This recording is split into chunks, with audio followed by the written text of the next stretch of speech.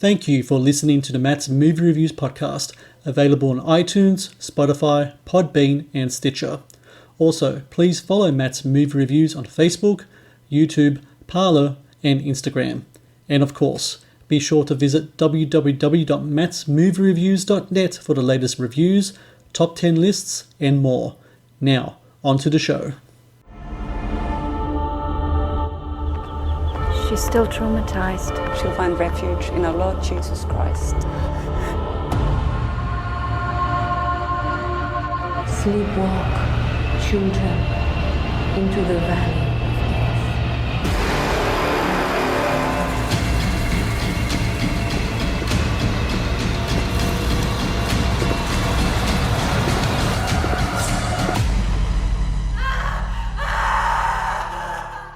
Hello and welcome to the Matt's Movie Reviews podcast. I am your host Matthew Pejkovic and this is episode number 286. Out now on DVD in Australia is Cult Girls, a horror thriller that tells the story of a young woman who escapes a pagan apocalyptic cult only to return to the horrors of her past as she searches for her two younger sisters who are still in the cult's grasp. Visually haunting and driven by rich Lithuanian folklore legend and the black metal scene and all the notoriety that comes with it, Cult Girls is a unique horror movie that is as intriguing as it is thrilling. Joining me on the Matt's Movie Reviews podcast is the director of Cult Girls, Mark Bakaitis. Mark, thank you very much for joining me today. Thanks for having me, Matt, and that was an awesome introduction. Sounded great. Well, look, I really enjoyed your movie, and it's really interesting. This film has been 5 years in the making, and now that it's out on DVD for everyone to watch, how does it feel that this hard work is going to be out there for everyone to see? Oh, it's great. It takes such a long time making an independent film, and to see it finally released with Umbrella is just a dream come true. I couldn't be more happier. You are a very prolific filmmaker, especially in regards to short films, film clips, documentaries, etc. But when it comes to feature film, like narrative movies, this is the first time you've approached this territory since Narcosis. I think that was like 1999, was it? Yeah, it was 1999 and we finished it in 2000. Look, it just... doing a feature film, it just takes a lot of work. It costs a lot of money, and it's a big undertaking. So I guess I keep myself fresh by doing smaller projects in between. Considering the investment needed, financial and time-wise, and everything else as well, what is it about the story of Cult Girls that really drew you back into this form of filmmaking? Look, I think I really wanted to explore the folk horror territory. You know, I was really drawn to the films of Jean Rollin and Jess Franco and all the European art house cinema, and I wanted to make an Australian independent film that was very different to most Australian films. So going to Lithuania was just a really exciting experience to be able to shoot in another country and work with actors and crew from overseas and do something a little bit different. It also posted lots of challenges.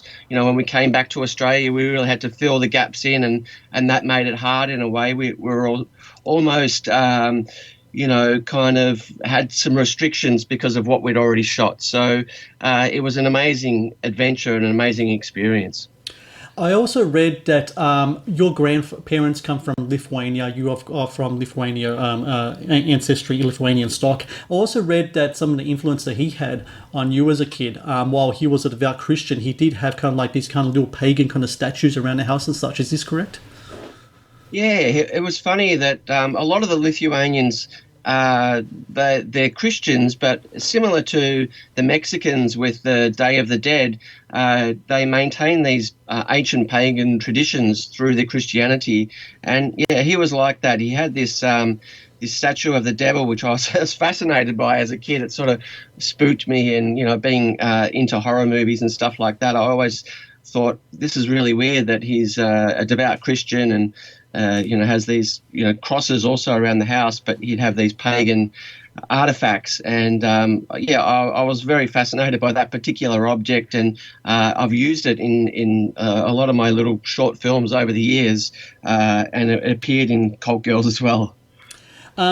I also read that when you were a young kid, maybe around 12 years old or so, that you used your grandfather's Super 8 camera to start like making kind of like films. Is this true as well?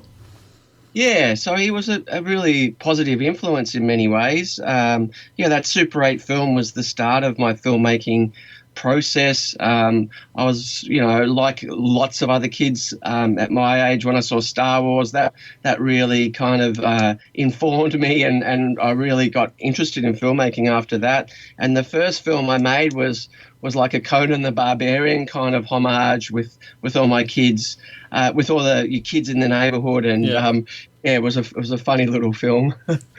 Coming back to Cult Girls, it is an independent movie. It's an independent movie though that stars Jane Badler, and a lot of people might remember her from her work in the V TV series. I'm pretty sure she was in the reprisal of that as well, that came out in the 2000s as well.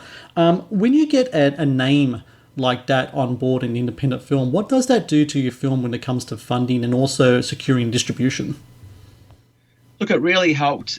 We were struggling for a while to finish the film. We needed to do a sound mix. We needed to do a grey. We needed visual effects.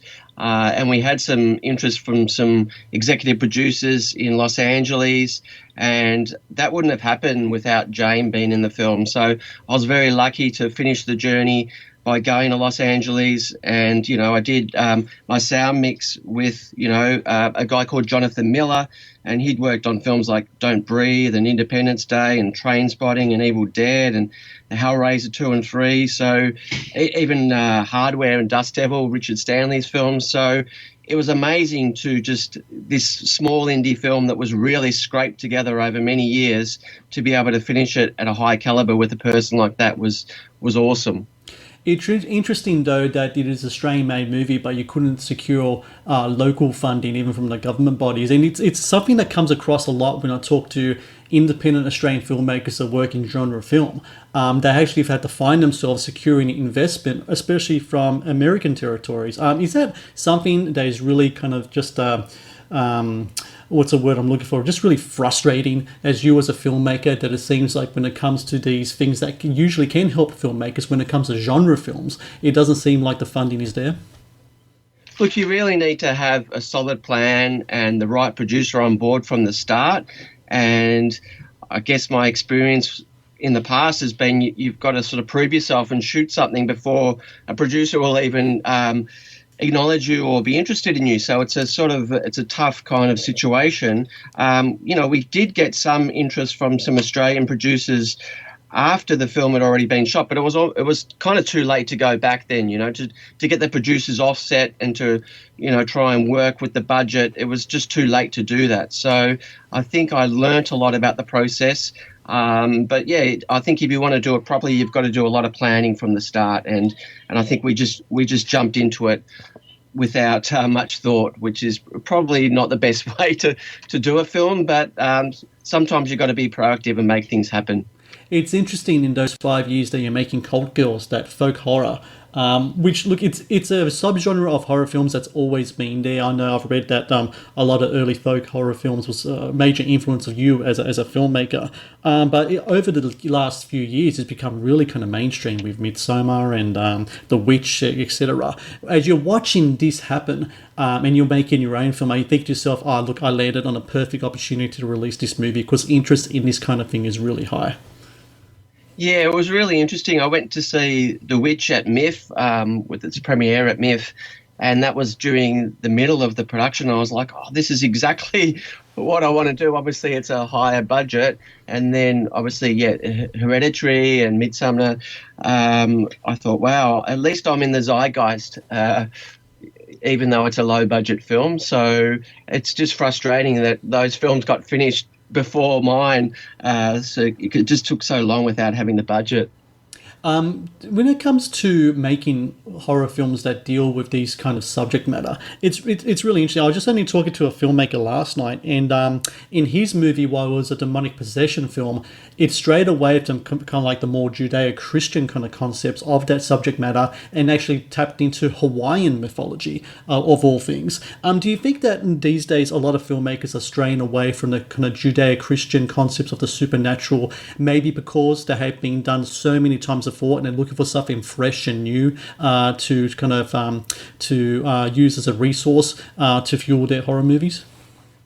Yeah, definitely. I think probably, growing up in the 70s, the Catholic religion was a lot bigger than it is now too. There's probably more widespread religious beliefs these days, whereas I think when you grew up, that was the main sort of religion, and even if you didn't really believe in it, some of the elements really scared you. So obviously, The Exorcist is a classic example.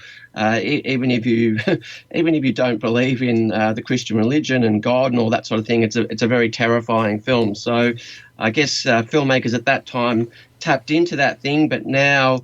I guess we're looking at a new age, and it's a very different period now that we're living in. You mentioned that you filmed in Lithuania. Was it the first time you were there, Mark? It was, yes. It was the first time I ever went. So I had the opportunity to go. My parents were heading over there for this big festival, and I thought, well, this is a real opportunity to go over there and try and create something artistic while I was over there. And I basically took one other crew person that had been there before and spoke the language, and he knew his name was Jurgis Malekis. He was also in the film Dogs in Space with Michael Hutchence and Nick Needles and all that. So basically he sort of assisted me, and we went over there and he sort of got together a local cast and crew, and we just did it in a very guerrilla sort of style. Featured in the movie is this really kind of important place of religious and cultural significance in Lithuania, the Hill of Crosses. And for people who don't know, pretty much what you're looking at is, as described, is like this massive kind of hill. Crosses, I don't know, how many do you think in the thousands, Mark? Wooden metal crosses. And it's really interesting, the reason why it's there. No one knows when it was actually established, but I think they're thinking like mid-19th century. It was kind of like a kind of like a tribute to like the victims of the different Russian revolts in the mid-19th century, and it especially came to prominence during like the Soviet Union's communist rule of Lithuania in like the 1960s, 70s, and 80s, and going on forward. When you are there in the presence of something like that, what's it like to number one to be there, and number two, when you're looking at it, did you just think, my God, this would be awesome for my film? Yeah, I've always been fascinated by photos of that place that I saw when I was growing up. And as you said, it has a very political significance. It was a real sort of symbol of their beliefs, the Lithuanian people's beliefs that were taken away under communism. Being there was just, it was an amazing place. It's quite eerie, even though it's quite a big tourist destination. And we had a few issues we had to key some of the people out in post-production because there were so many people there that day.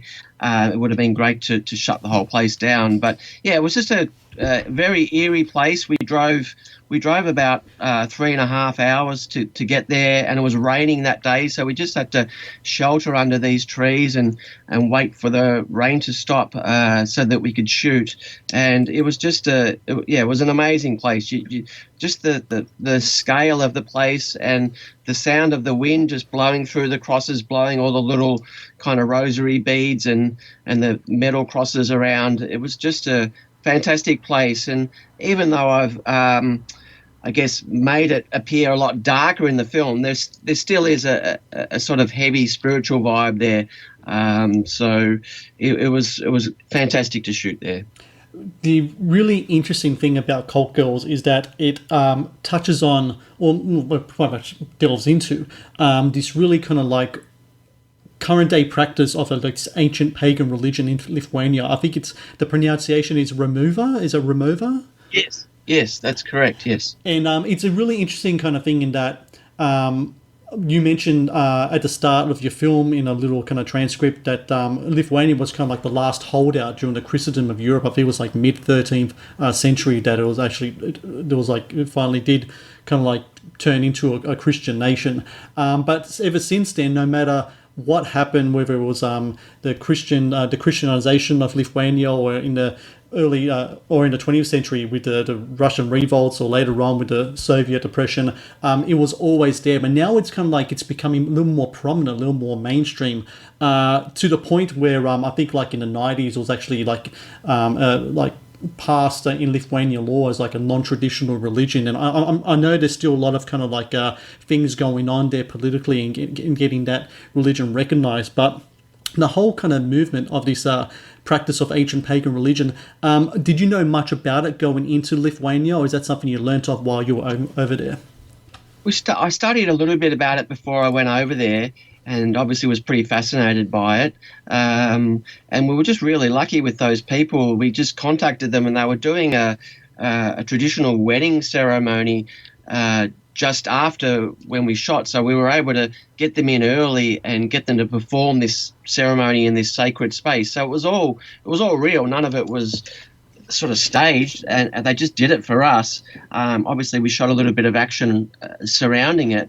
But yeah, once again, that was just a really amazing experience, being out in the middle of the woods in this high hilltop, and they just did this little ceremony around the fire, and we only really had one go at it. I hired a few local Lithuanian crew to get a few different other camera angles, but we basically had one go at it, and then the wedding party arrived, and we had to sort of get out of there. So it was really tense to try and get it all, but to be there amongst that was amazing. And now we kind of transition to this other great passion of yours, which is music. And you use a lot of kind of like folk groups that are from that kind of ancient kind of pagan tradition. There's two groups in particular, the Last Clog and Kulgrunda. You use their traditional ancient songs. There's one singer, I think she was from the Kulgrunda group, I'm pretty sure, Brigitte. She did a few kind of like solo pieces as well, which was used like within the score. How did it come about that you used those compositions, those songs in your movie? Yeah, well, as I was saying before, my father he's in the Lithuanian choir, so he had some connections with some of the local Lithuanian singers, and we just approached the Lost Clog and asked them to actually appear in the film, and they were fantastic. They're a little bit younger than obviously my father's age, so they're closer to my age. So they came down into on set and performed their song in this huge underground warehouse space, which was once again quite eerie, and they said they loved performing there, the acoustics. So having these live elements on set that aren't so staged or just made up for the film itself, it just adds another element of kind of realism that's fantastic. And also Brigitte, the scenes with Brigitte, where I recall my grandfather's funeral, and they had this very, deep kind of singing, Lithuanian choral singing that was quite sort of obviously sad. And I think she sung a song which was in a similar tone to a funeral song, and we used that in the film. And this is a bit of a spoiler, but for, Ragano, who's Jane Badler's character, for her death. So we used that scene, and that was one of my favourite scenes in the film. Going on to a different type of music now, also involved in the movie is kind of like black metal music as well. I'm a big heavy metal fan. I love like heavy metal, and I know a bit about the black music scene. Not huge in the bands, but I know bits and pieces about it. And what I really found really interesting is that I think looking from the outside in, I think a lot of people associate Satanism with black metal, which to some degrees is true. But on the other hand, there's kind of rich kind of paganism to it as well. A lot of the black metal bands, especially like the Norwegian black metal bands and such, they really kind of go back to that pre-Christian concepts of religion and folklore, etc. And that really fuels their music. When it comes to black metal, I know you've worked in the music industry, did a lot of film clips and such. Did you have ties within the black metal community? And as such, did you know much about black metal music as a scene and their philosophies as well? Yeah, look, it's interesting that you talk about just the pagan heritage in the Norwegian bands. Most people, yeah, think about Satanism, but I think that's, in a way, it's more of an American thing with the Church of Satan, um, and the whole Satanic Panic era in the 70s. But I think the Europeans have always just had their pagan beliefs ingrained in them. So even like those bands in that first wave of black metal, like Dark Throne and Mayhem, they probably would have grown up in a society that sort of had that pagan influence. For me personally, growing up, I was probably more into punk and post-punk, even though bands like Black Sabbath and the all the old school bands like Iron Maiden I was into as a kid also. But then I came about in the era, in the late 80s where you sort of saw, the start of, I guess, early Metallica. There was this whole thrash movement. Yeah. So there were bands like Celtic Frost, for instance, who really it was pre black metal and it was called thrash, and that sort of morphed its way into what black metal became with the original Norwegian bands. So I was kind of around in that whole kind of era, and the first probably the first proper punk gig I ever went to was a band called DRI, the Dirty Rotten Imbeciles. And yeah, it was just a really interesting mix of punks, skinheads and headbangers all sort of joining together and liking this sort of music. And then it just got more extreme with the whole black metal thing, and obviously all the murders and all that sort of stuff that happened really kind of pushed that underground music into the mainstream. And then obviously, yeah, bands like Metallica got huge. So it was a real, even though I wasn't like fully obsessed just with black metal, it was just a very exciting period in music, similar to what happened with the whole grunge scene later on becoming huge. It was something that was really underground that that went into the mainstream in a way, but then at the same time it has remained underground, and it still is. You mentioned before, in regards to the whole black metal thing, the controversy surrounded it, especially like in Norway with the church burnings, and there was murders, and there was also these kind of like really infamous kind of figures that came from it.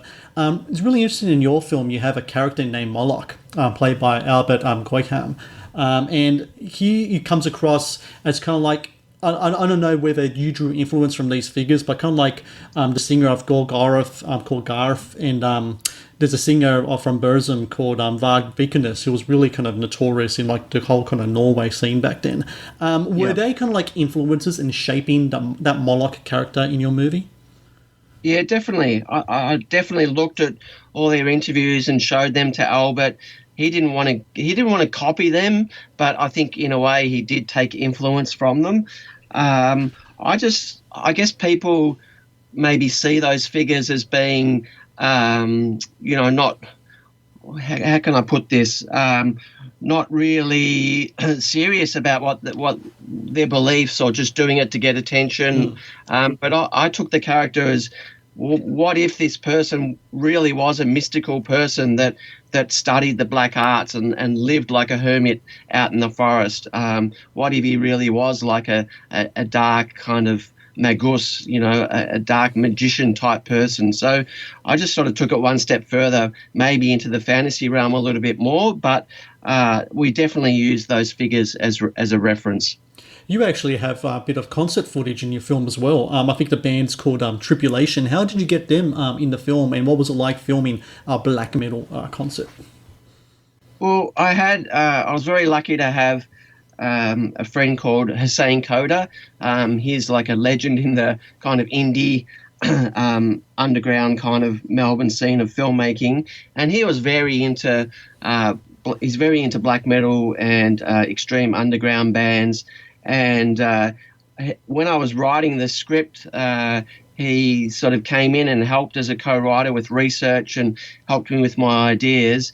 And then, I was asking him, I was saying, well, who should we get to play the the black metal band in the film. It's going to be hard. We're going to have to get a venue, and we're going to have to light it. We're going to have to get extras in, and it's going to be so much hard work. And he said, well, every year they have Dark Mofo, which is this fantastic festival in Tasmania that draws dark art from all around the world. And there was this night called Hymns of the Dead, and he basically just approached this band Tribulation from Sweden, who were coming out to play at the gig, and they said yes. And similar to what I was saying before about the Lithuanian pagan groups, we really only had them for one song during sound check, so we had to just get it done in one song. The band were happy to do more. They said, "Oh, we'll do more," but they were already behind on schedule. So the roadies were saying, "Nah, you've only got one song with them." So we recorded them at soundcheck, and then of the night of the gig, we actually filmed the whole gig and that song, and then we just tied that footage into the film. So yeah, it was great having them in the film, because they were like a band that sort of started out as more like a death metal band, and then as they've gone on, they've really included these kind of rich gothic kind of textures into their music, and they're very kind of mystical, and they're not misogynist. They were just perfect for the film, and it was great meeting them and working with them. The whole black metal scene in regards to the imagery, the corpse paint and everything, when it comes to your movie, there are moments in the film where characters wear masks. There's different types of imagery going on, costume-wise, makeup-wise. Did you draw influence more from kind of like the black metal kind of stuff in creating especially your villainous characters, or does that stuff come from more from the Lithuanian folk legend stuff? I think it was a bit of both, I think, going back to what I was saying when I was a kid, a film like Conan the Barbarian was, in a way, was really referencing Nietzsche, and it was kind of had these pagan kind of elements in there. The masks were kind of used out of necessity, because we had, obviously some actors in Lithuania that I knew that I'd have to double for in Australia, and they might be at different ages. So that was kind of like something, a device we used to be able to get around those issues in production. And then, obviously just using a mixture of pagan kind of elements. I mean, those masks almost had a bit of a Day of the Dead kind of look about them as well. Yeah. And then, obviously the corpse paint is just, I think corpse paint is just one of those things where it just transforms a character, like all these bands talk about as soon as they put on this paint. It's like the Vikings, when they went to war, they transform themselves into sort of like a beast or an animal. So I kind of had that kind of whole philosophy behind it as well. When I look at the film and I see it's got these two great passions of yours, movies and music, also has that element of your ancestry in regards to Lithuanian culture as well integrated in that.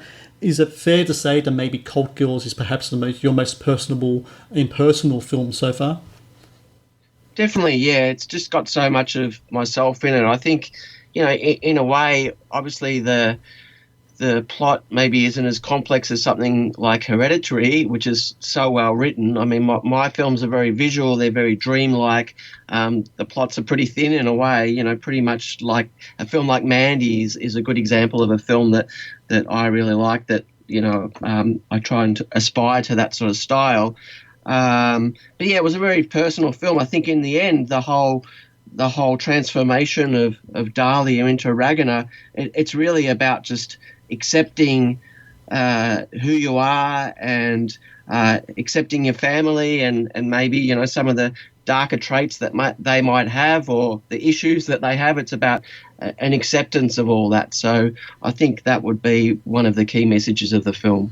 So for everyone out there, Cult Girls is out now on DVD. You can find lots of info about Cult Girls through Facebook. They have a great Facebook page. There's also the Monsterfest website, monsterfest.com.au, has got a bunch of stuff about the Cult Girls release as well, including talking about the artwork and different special features. I actually watched the links you sent me in regards to a lot of behind the scenes stuff, and look, I found this film just fascinating. I loved it very much. I love the visual style. I love the different religious and kind of like philosophical elements to it as well. So, Mark, I thank you very much for your time, and congratulations to you with the movie as well. Oh, thanks, Matt. I really appreciate it. I mean, it's a weird film in the fact that as I said before, it's very dreamlike, and the plot is kind of, pretty disjointed, maybe on purpose in some ways.